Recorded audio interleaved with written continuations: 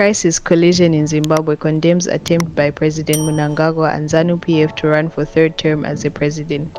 Welcome back to Zim News Live YTS, where we give you latest updates about what's transpiring in Zimbabwe.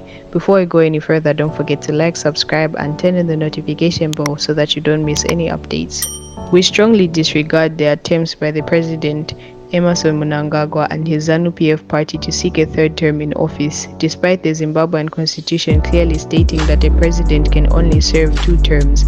This blatant disregard for constitutional limits is deeply concerning. President Mnangagwa's bid for a third term sets a dangerous precedent that undermines the democratic foundations of our nation.